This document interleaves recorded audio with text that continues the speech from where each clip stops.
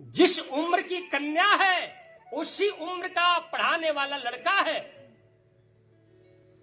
यही है भारत की सभ्यता। देखो, जब लड़का भी उम्र वाला लड़की भी उम्र वाला दोनों पढ़ेंगे, ब्रह्मचर्य खत्म हो जाएगा। कन्याओं की शिक्षा दीक्षा वैदिक सिद्धांत के आधार पर घर पर ही हुआ करता था। हर घरों में कुल गुरु विद्यमान थे, गुरु विद्यमान थे। लेकिन ध्यान रखना, गुरु कैसा होना चाहिए? गुरु बुजुर्ग हो, बूढ़ा हो, ज्ञानवान हो, प्रतिष्ठित हो, जितेंद्रिय हो, मन का संयमी हो। अगर बुजुर्ग नहीं है, अगर बालक है, तो जितेंद्रिय हो, संयमी हो, गुरु सेवित हो, आत्मदर्शी हो।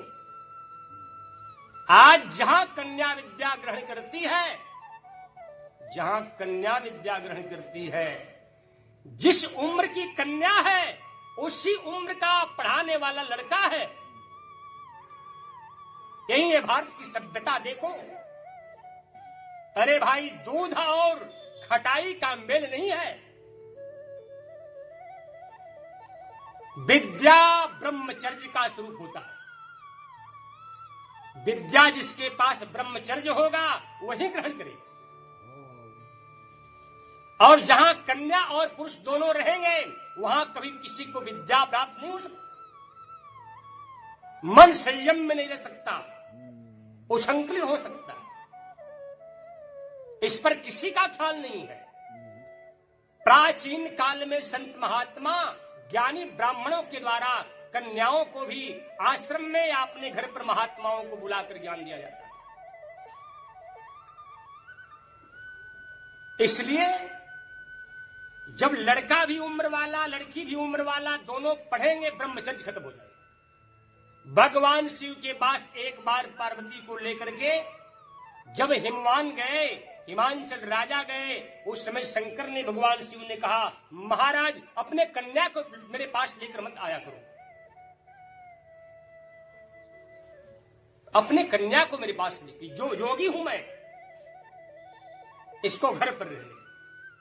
भगवान शंकर ऐसे जोगी कन्याओं को अपने पास नहीं बुलाते।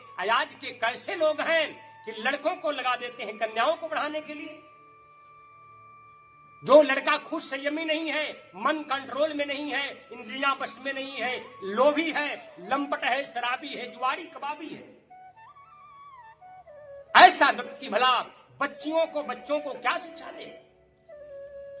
इस पर किसी का ख्याल नहीं। कहते हैं लोग कि हमारा देश विकास की ओर जा रहा है। विकास नहीं, विनाश की ओर जा रहा है। जिस देश की प्रतिष्ठा चली जाए, जिस देश की लाज चली जाए, वो देश नहीं रह जाता। ऐसा जान करके नारियों को अपने अधिकार को समझना चाहिए, पुरुषों को भी अपने अधिकार को समझना चाहिए।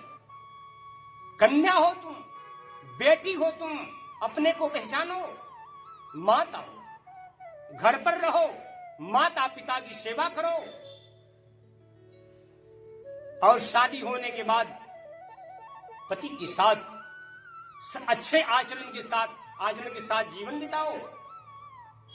पराधीन रहना मत सीखो, स्वाधीन रहना सीखो।